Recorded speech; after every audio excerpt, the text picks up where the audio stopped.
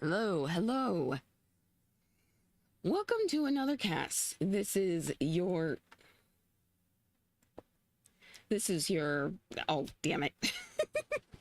I'm sorry.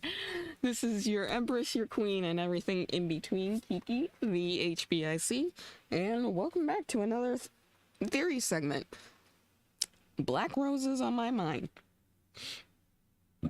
Now, if you couldn't guess from the title, okay.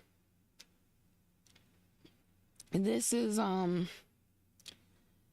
this is going into further into Kuya psychology and a bit of what I want to talk about with Eiden in regards to his state of mind when it comes to the game. And going further in the chapters, I finally made it to chapter 9. I know, not a big deal, but still, chapter 9 gave me a further idea of how Eiden is, and I honestly feel really bad for him. But before I get into that, Kuya, like I said, has the traits of a psychopath. He does not feel true empathy, and he is extremely manipulative, and he uses his charm basically to get his way. Now, manipulation and charm aren't always a psychopath's trait, because just normal people in general have this trait. Oh, excuse me. And I don't want this, taken to heart or anything, because, like I said, this is a general theory that I have about Kuya, because his character in general has thrown me off. Now, the others' characters, like the clan members that we met and stuff, like, their characters fit each other, but their characters, like, suit them because of the role that they play in the game and in society. Like Dante, he's the cocky young noble who is extremely strict, and he doesn't believe that kindness helps anyone. It just demonstrates weakness.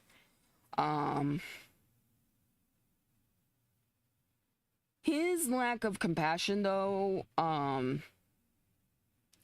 stemmed from his childhood trauma, though, which is understandable, because from his eyes, his mother's kindness and doting on him got her killed. So, spoiler alert, yeah, poor fella. And I get the feeling that, since he took up the throne so young, and he had to go through trials to earn his markings, like, those aren't tattoos, those are markings given to him when he was imbued with fire magic and stuff. And he's the ruler of one of the main cities in the fire territory.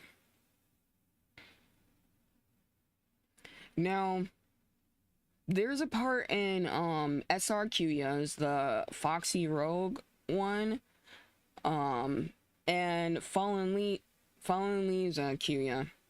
I haven't unlocked the rest of the intimacy rooms because they are a bitch to unlock, and they are very difficult to unlock, especially when you're not, buying stuff with real money. So, like I said, again, this is just, theory of what I've seen so far, and there's something else about Kuya that I really did not want to get into.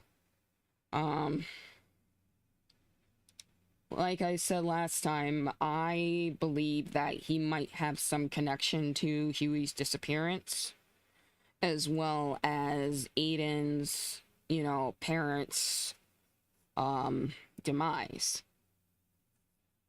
Because, like I said before, it is said in the story, he said himself in the story that the orphanage named him, not his parents. So that gives pretty much a dead ass clue that his parents disappeared or were killed or something. I need to go in the game to see something really quick. So bear with me.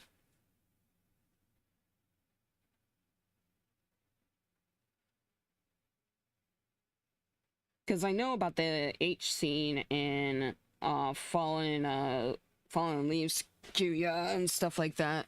He has a knack for using his frickin' illusion magic, which is, yeah, it's fun when you're like pulling pranks or,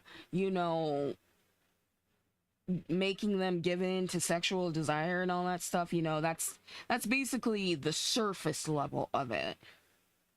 But how powerful is he?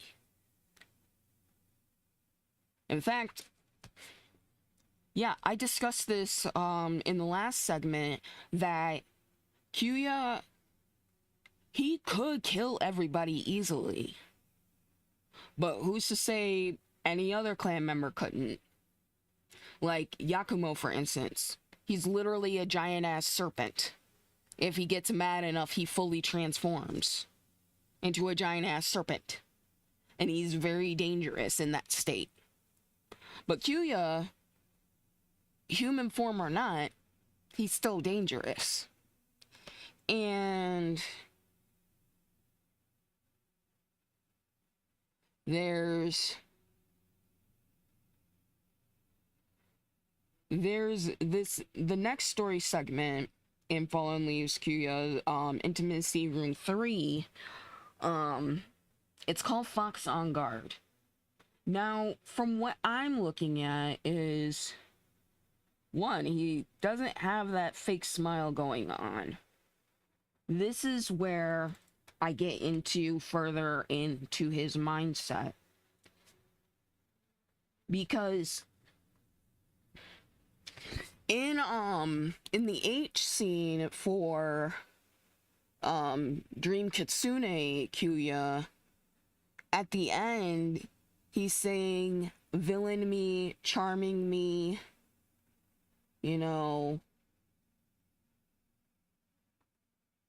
these different sides of me are all what make up Kuya. But if I wasn't any of these things, the young master would be bored of me. Now, why would he care about somebody getting bored with him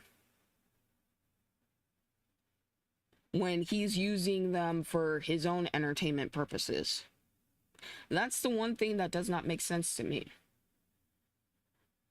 Now, Fox on Guard is actually making more sense to me now, because he's guarding something within him that he wants no one to know about.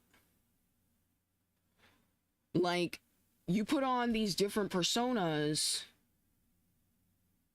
to distract from what exactly? You're a fox spirit, a powerful one at that. What do you need to be guarded about? You can't be manipulated easily. He's the manipulator, not the manipulatee. So you can't say, he's hiding like a supposed weakness or whatever, because it doesn't make sense for him. Now, for Eiden, he has, people are drawn to him, and, be it from the essence or the gemstones or, interaction with people in general, he tends to attract attention. And it can be for good or for bad. What really pissed me off in chapter 9 for Eiden was when he first met Dante, and he got really heated with him. Like, I've never seen Eiden this angry before. And I've seen him get mad, but I've never seen Eiden get angry at someone because of what Dante said about, the orphans and, people being, thieves and stuff like that. And that triggered Eiden like no other thing. Now, Kuya's words cut deep, but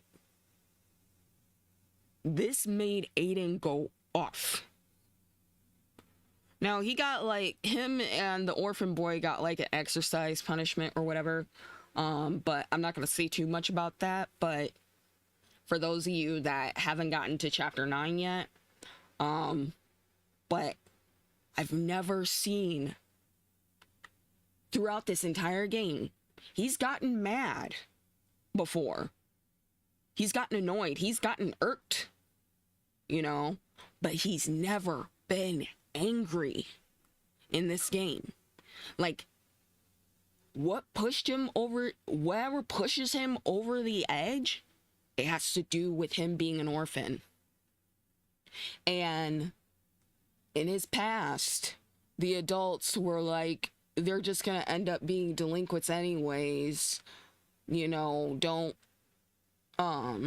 you better teach them well, blah, blah, blah. That's the same thing about how people sometimes think of foster kids. And that still hurts Eiden to this day, because he's still trying to prove his self-worth. And it is really sad. It's really sad. Give him a break. He's had to fight for his life since he was young. He didn't have anybody that genuinely cared about him. And the fact that Dante and Kuya basically put him down for him demonstrating weak kindness, or, just the fact that, there's nothing extraordinary about him, that hurts him. That really hurts him. And, Dante does get better, I'm sure, along the way. And, in the Summerfest event, it actually revealed, Dante's more vulnerable side in the main story. And it was sad. That's actually how I found out about what happened to his parents. I found that out before I got to chapter 9. So, and the illusions that were brought before Sir Edmund and Dante, a best friend and a mother who they loved dearly, were taken from them. And to this day, it still has severely traumatized them, to the point where they completely shut themselves off, pretty much. They're afraid to show any form of, compassion or, being happy about something. Because they're afraid of what others will think, or they're afraid that they will be taken advantage of. Which is not healthy. And Kuya, of course, likes to bite into that too. But I think he has some insecurities of his own. Let me tell you why. Okay, so he helped regulate the altars and stuff. Had sex with Eiden and all that stuff. If he says he wants to stave off boredom. So he finds his group and him entertaining. What happens when he gets bored? He tends to get rid of things that bore him. But you can't get rid of them so easily.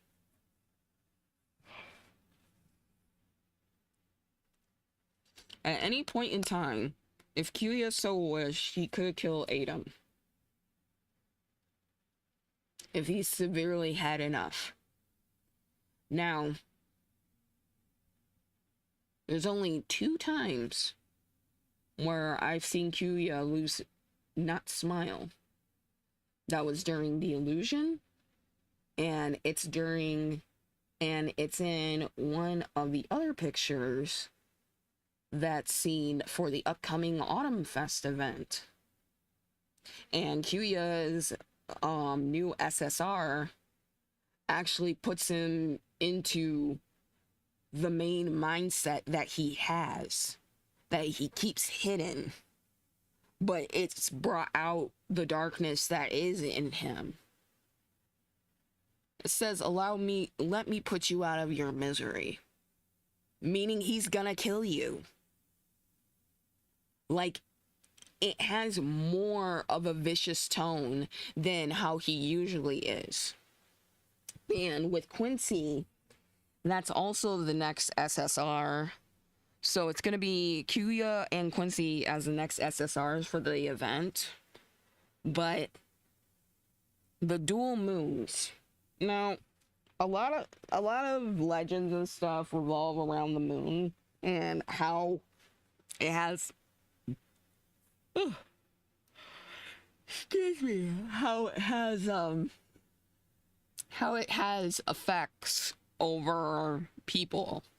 Sometimes personality, sometimes the environment, auras and all that shit. But why does it sound more foreboding than what it usually is? And he's not being subtle about it either. And there's no hint of playful tone in there either. It's like he's completely shut down and just will kill without the feel of anything. He wouldn't even get joy out of it in this current state. Now, I could be wrong about this. I'm waiting for the damn event to come out so I could see the story. But there's something about Kuya that mentally he does not want revealed to everybody. I don't know if it's like him being actually really evil, or if it's something that will put people off or really want to stay away from him. Not that people don't want to stay away from him already, because he likes to fuck around with people with his illusion mist, and he can kill people with his fox flame.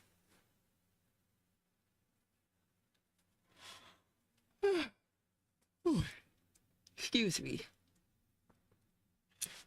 I need to look at something. Oh, and Quincy's birthday is tomorrow. He's 4 days before my birthday. Yes. Yeah, my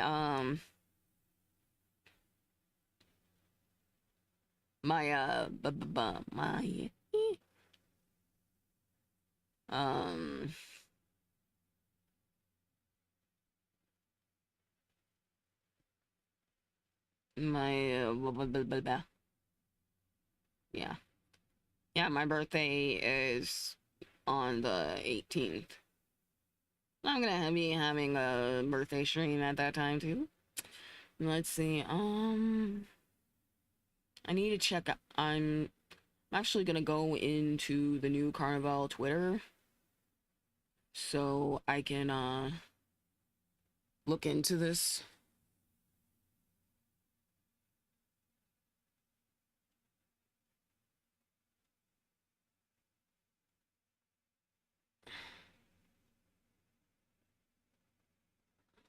Let's see. New kind of a. Okay.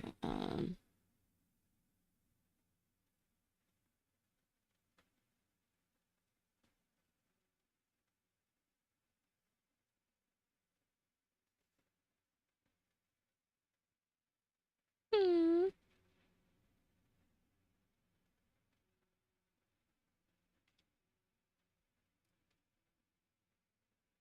It's like, okay, allow me to put you out of your misery.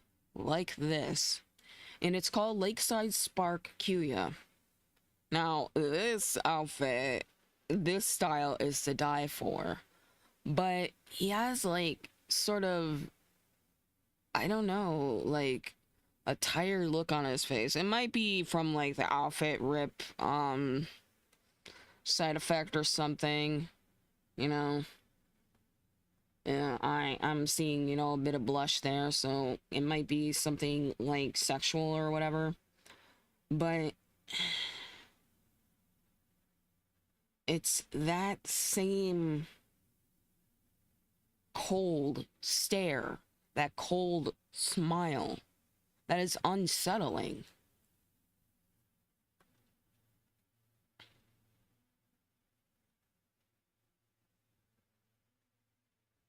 And that's the thing not too that's the thing I'm not too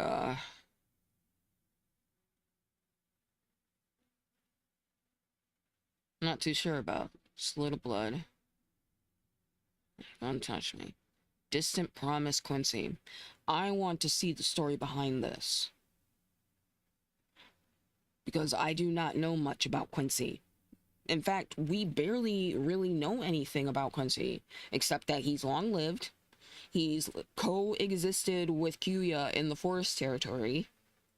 Um, he knows Huey, of course. And,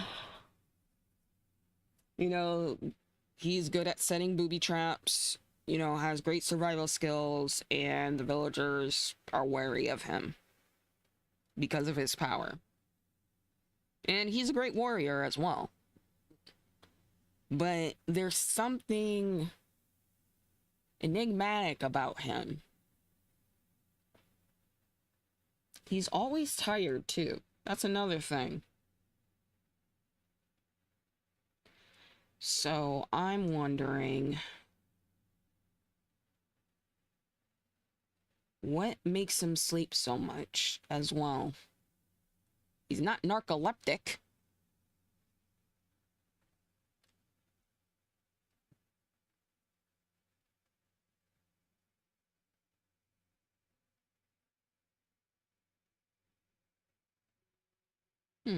An everlasting eclipse. How dull.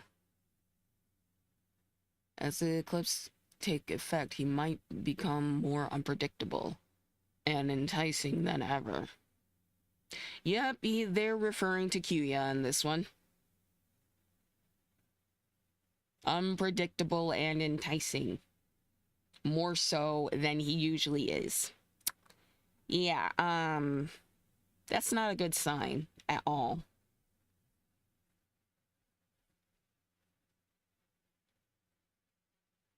And Lin is a mystery too. Have mercy. But there's like seriously something wrong with this dude, And I just can't have that.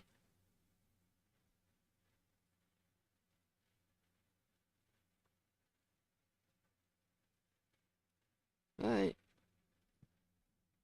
you mm, mm, mm, mm, mm, mm, mm. It's just something about him that, like I said, is extremely, extremely, extremely unsettling. And, with him being a clan member, there might be some conflicts with his personality. Like, he's drawn to Eiden, but at the same time, he wants to just amuse himself.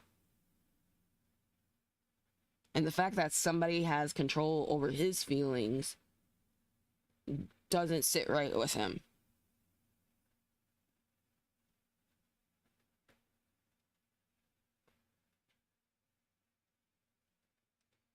And I'm pretty much closing out the theory of Kuya and his inner psychosis till after the event, if I still feel like continuing on the topic, because I want to go further into Aiden's psychology and what I've learned so far about him. He is orphaned, of course, and like I said, it's a possibility that Huey could have been as much as a grandfather for him, and how him, Kuya, and Huey are related, and Fox Ted Bundy. But Eiden, the main character that you play, he's this guy, main character, surrounded by the harem, and brings in the charm and stuff, and he naturally draws people to him. But him as a person, he's not just somebody who just enjoys having sex for the sake of having sex. He likes the fact that it's one way to efficiently regulate essence, which is, fun for him, but he develops real connections with the people that he, comes across. Like, for instance, in chapter 7, when he first meets Blade saved him from a very, very deadly wound. Like, Eiden could have died if it weren't for Blade. And Blade is an essence droid, or E-droid for short. And,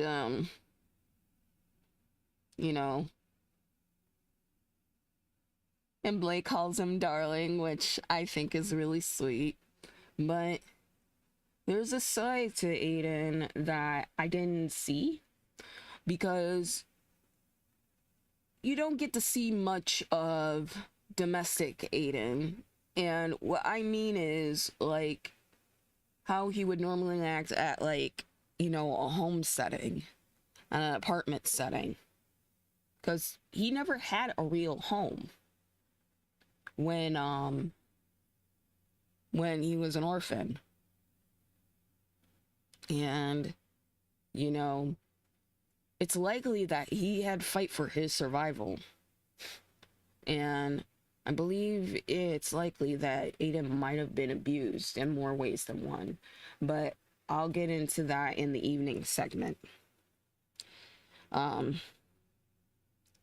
With Blade, he felt a good sense of comfort. Now, Blade is kind of strange, and he doesn't really understand too many human concepts, but, he treats Eiden so well, and has a great bedside manner. But, and at first he thinks, he's Huey because of the essence signature, but it's, Aiden's not Huey. And Eiden does help Blade realize that. And Blade is intensely powerful, but, he's an E-droid, and he has, a core and stuff like that. So I expect him to be, like, really powerful and deadly. So,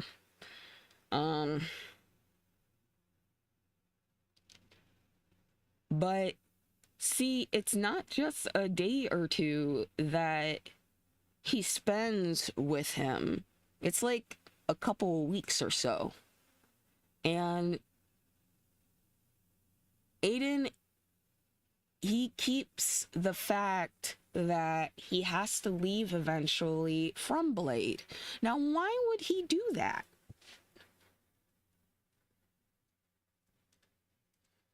You know, why keep that, you know, when you know you got a mission to do? You know? He thinks about Blade and how lonely it must have been waiting for Huey for years. And, you know, Blade is going out of his way to, like, build them a dining room and stuff like that out of, you know, the materials he can find.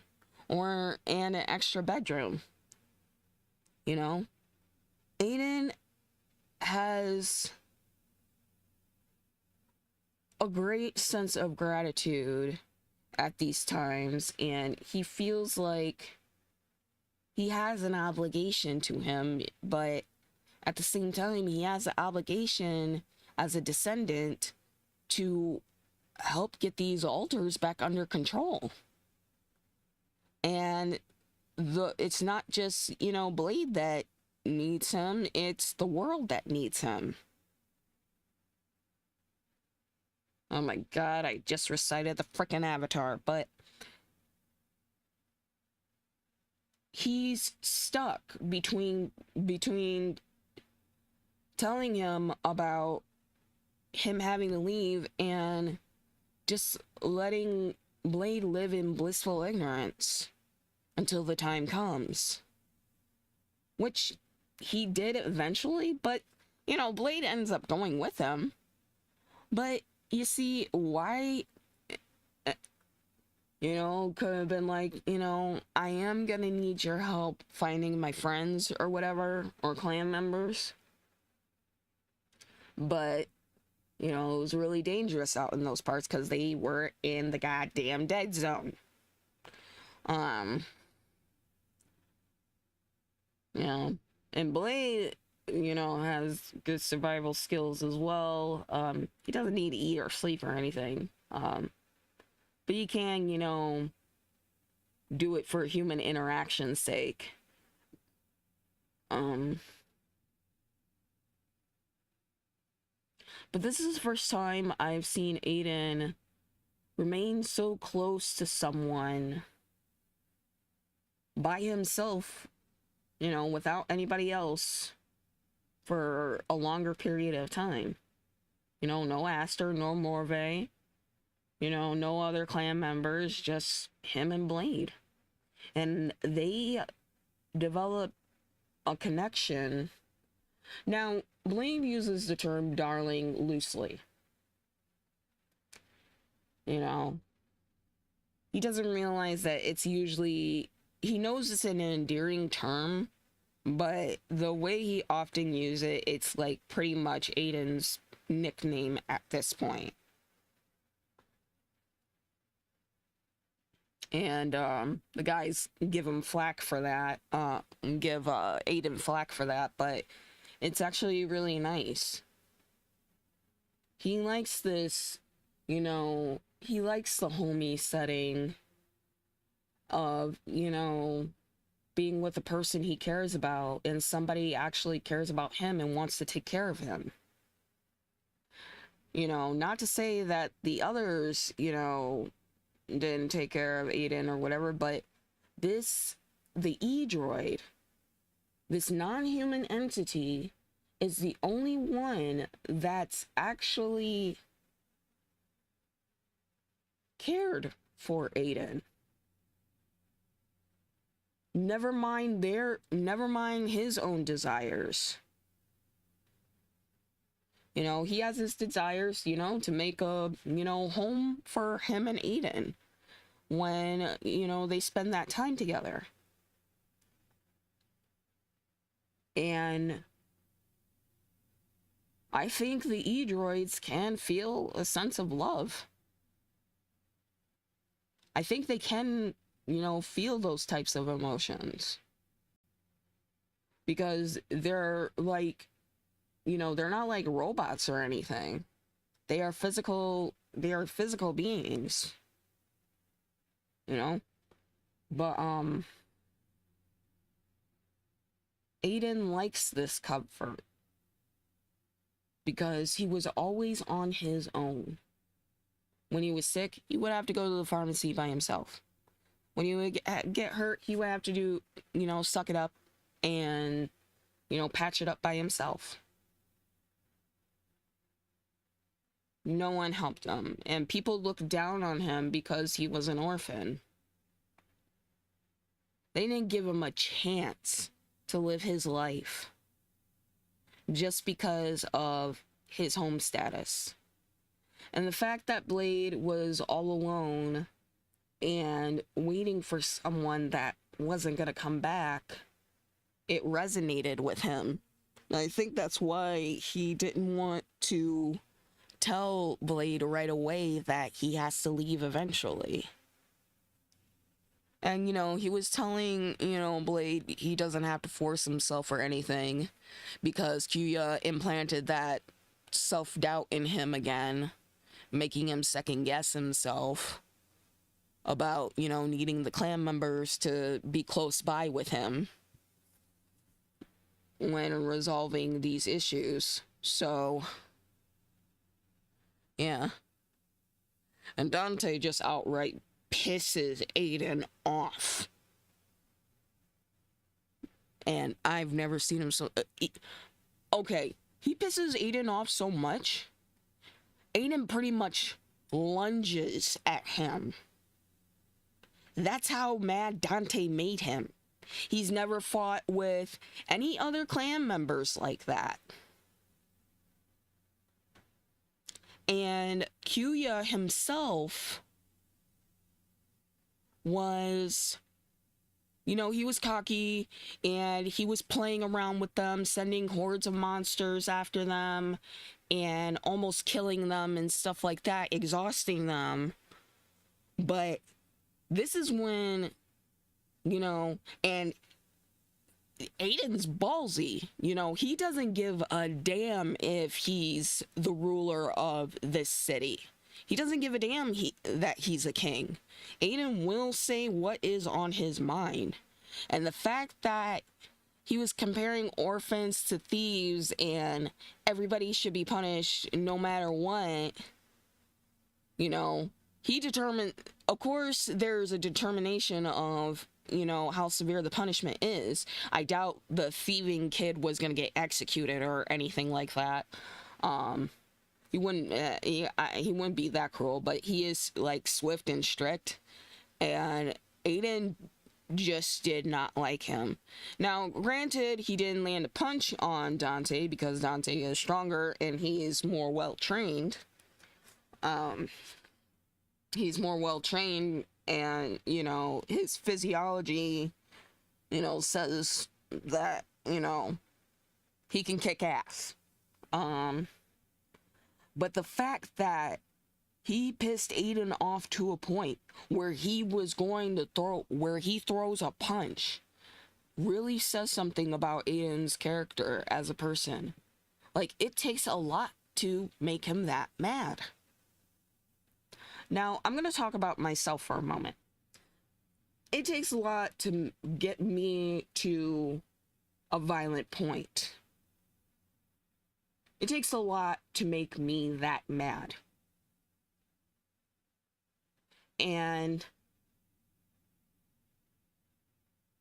for someone to put me down and tell me about my self-worth, if it goes on constantly on a regular basis, I would get angry, but never to the point of violence. Sometimes, there were a few times it was to the point of violence. And I have faced consequences for it. But I did not care who it was. I did not care how old they were. I did not care what their status was. If you pissed me off to that point, you best believe you're going to get your shit rocked. Now, what does that say about, what does that say about these kinds of characters and, people like me?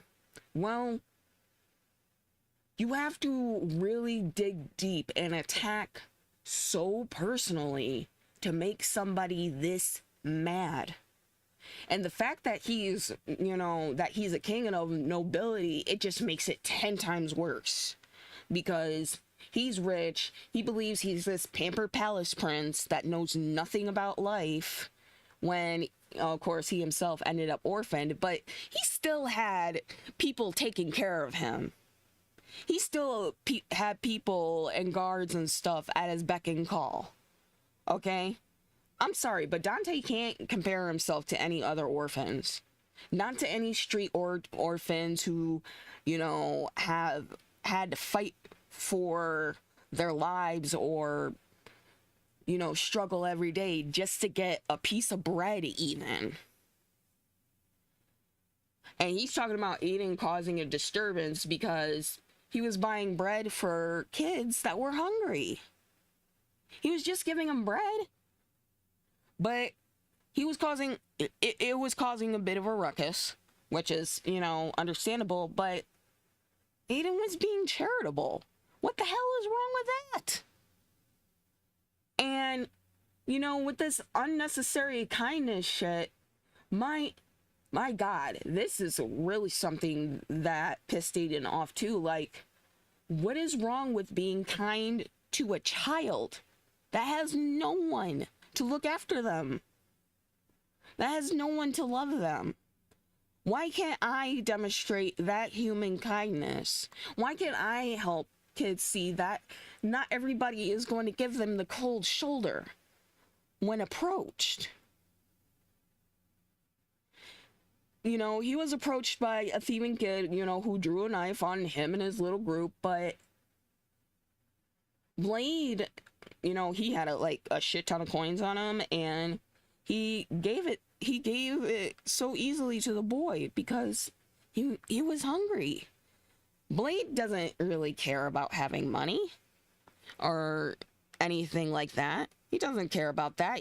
And Aiden's not stuck up to the point where he's gonna ignore somebody in need. So they play along like, please don't hurt us, and they give him the money. But of course, Lord Dante gets a hold of this, and he wants to punish his kid, which is not severe. It's not a severe punishment. When Dante finds both him and Eiden together, and Eiden is really protective of the kid. But he said, he was under arrest for aiding and abetting a criminal, and they were basically doing squats with 40-pound buckets of water, and Eiden had to do 50 sets while the kid only had to do 30.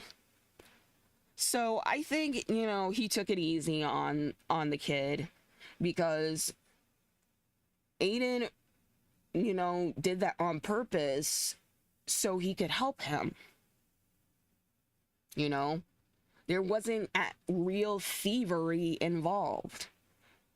But the fact that he, had ended up drawing a knife on them, to rob them, yeah, you gotta have some line drawn between right and wrong when it comes to that.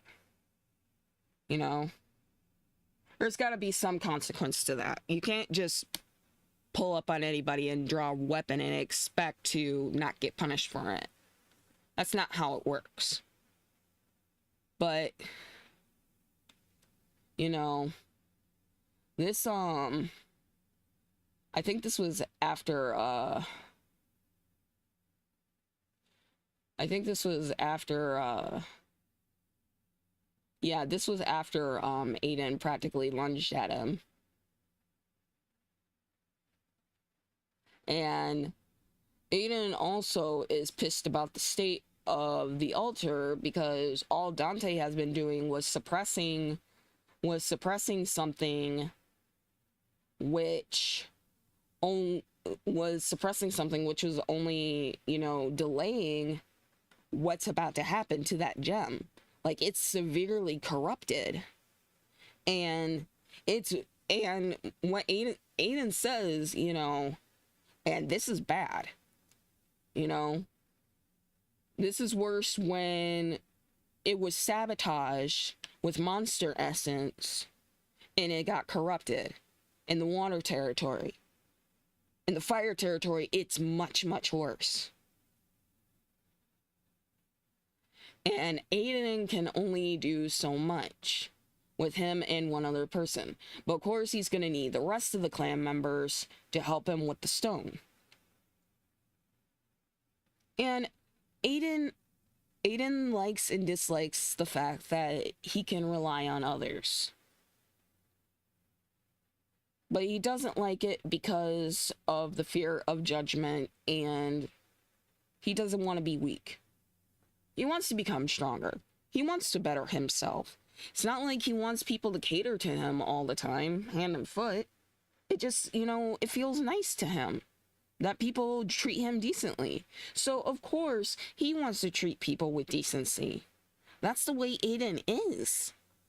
And to put him down to put his character down and with prejudice because he was an orphan, I probably would have wanted Dante too. I wouldn't give a damn if he was a king. Like freaking brat. Who are you to talk about me like that? That's basically how Eiden was. And all he could see, was the adults, the nobility, talking down like that. And he's like, you're just like the rest of the rich assholes. And he gets a smile on his face, but it's that damn wicked smile. Not a mischievous smile, a wicked smile. Like, I'm gonna freaking kill you if you say one more word smile. That's how bad it was getting for him. But Eiden doesn't want to kill. He wants to put people in their place and be like, shut the fuck up. You don't know shit about me. And he wants to Eiden wants to develop an understanding of the people he meets. He's not just going around and screwing with them. That's the bonus. But he actually wants to take his time getting to know these guys. And get underneath the surface. He wants to see more to Dante than a warrior king. He wants to see more to Kuya than being a freaking psycho killer fox spirit. He wants to see more than a holy priest in Olivine. He wants to see the uptight knight Edmund, cut loose once in a while. He wants to see all these aspects of all of these characters that he gets to know that are part of his clan. And to put him down for showing basic human kindness or wanting to demonstrate, charity, basically telling him to be the opposite of what he is, this throws Eiden into a dark place. And from how he wanted to punch Dante at this point, I get the feeling that he was told this most of his life. No one had real faith in him. No one believed that he was going to make it past 18 or whatever, because he was an orphan. People were so quick to judge, didn't bother getting to know him. And the fact that he has to talk to somebody else who's talking the same way, and he's an adult at this point, it really hurts him. Now, this might be a bit of a stretch, but I think sexual contact was, one of his coping mechanisms back in his world. Now, this is just, I'm just putting it out there because, he has sex with all of them, so. But he likes that physical contact. He likes being physically close to people. He feels like, to me, he feels like he doesn't fully know a person until, you know, they get that close. And he feels much closer to them, afterwards.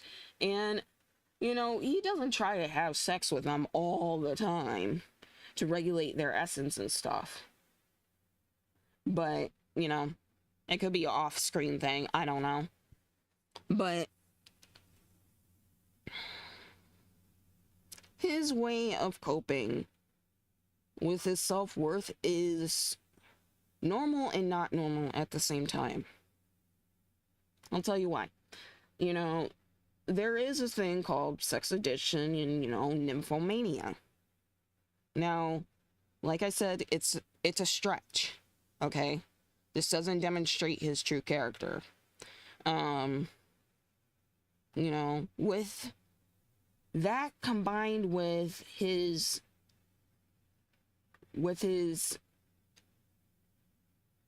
I would say hidden depression, it can lead to impaired judgment and false expectations of himself. Like, he gets afraid when, his charms don't work, or like he's like really put off by this. Like, what? Like, what am I getting rusty? What's wrong with me? Like, he really thinks there's something wrong with him if his partners aren't reciprocating. Now, that can be dangerous and lead to, non-con, but, it doesn't in his case. He's not that extreme. He's not extreme to that point. He wants people to give in, but he doesn't want to force them to give in. But he feels like if he can't get them to give in just a little bit, he feels bad. He feels worthless.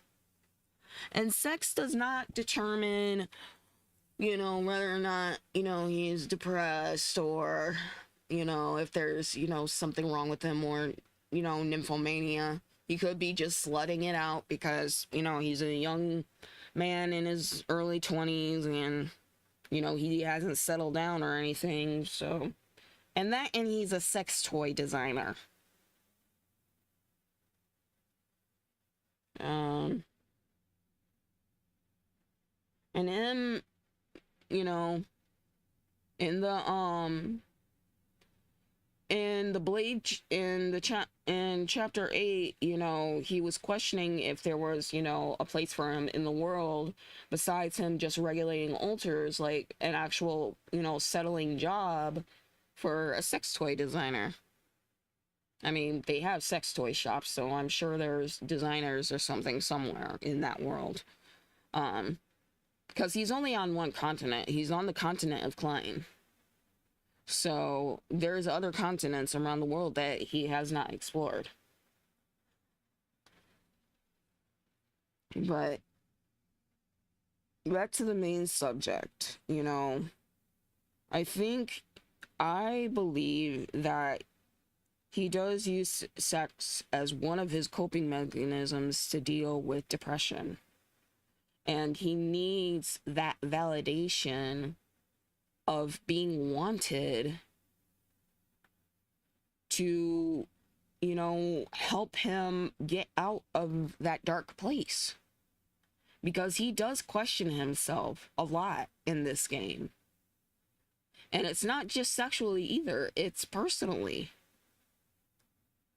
Like, he questions his own existence too. And, that's not healthy. It's not. And it's deep rooted in him because Eiden didn't have an easy life. And if people actually took the time to get to know him, they would know. But Eiden doesn't exactly open up about him being an orphan until, the time, until, something in the conversation calls for it. Like, he's never actually sat down and told people about his life. They just know he was orphaned and he's a descendant of Huey and he got sucked into this world. And he could be naive and put him in danger, even though these guys are physically capable of decking these monsters and knocking them out with one punch. But his compassion delves from that it delves from him not feeling wanted and the need to be close to people. Like, when he was with Blade for those couple of weeks, he was hesitant because he wanted to be close to Blade. This was the first time he was actually with someone that, was bothering more to get close to him. And not just talking about the stones or money or, sexual desire and stuff like that. Like, they were, just living life. And that's the thing that Eiden was missing. He doesn't exactly miss his world, but he misses that feeling of just, having someone's company and living life. And it is hurting him. Now, granted, he has an insane amount of essence. That's, part of him, but, he's never learned magic. He wasn't born in that world. But I bet you if he took the time to learn, sorcery and stuff like that, he probably would be an extremely powerful sorcerer. But that's also the thing, too. Why aren't people taking the time to actually teach him magic? Like, Edmund and Dante do physically train him sometimes. And it can be comical at some points, but no one's taught him how to, concentrate his magic. And, bring it out of him. He has all this essence, but he can't utilize it. He can't utilize it with magic because he doesn't have any.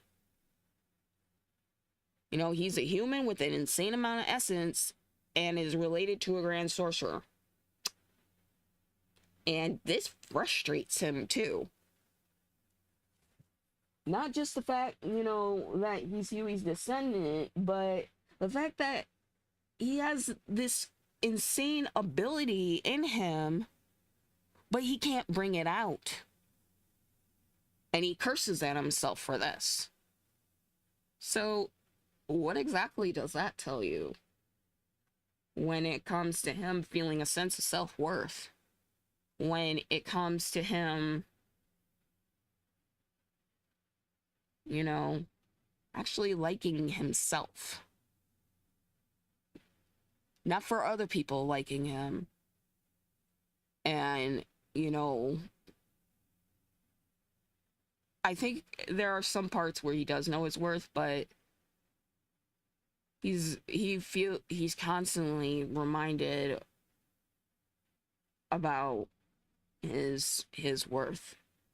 Being called weak, being called worthless, being called an imposter, being called a fraud, like that wouldn't hurt him.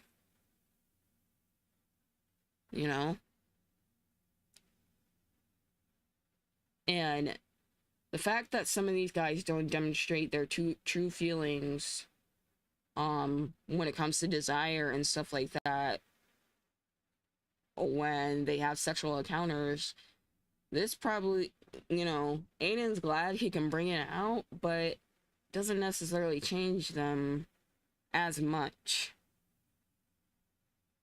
And Aiden's worried he's not having much of an impact on his clan members. He doesn't want them to stop living their lives, of course. But he also he feels like a burden. And he hates himself for it. So, with that being said, I'm gonna go further into Aiden's character during the evening segment, and again we're gonna talk about his sexuality, being his, sex life being a coping mechanism, but it was at a standstill at one point. So we're gonna get to that later. So with that being said, this has been your Empress, your Queen, and everything in between, the HBIC Kiki, and I'll see you later. Bye bye.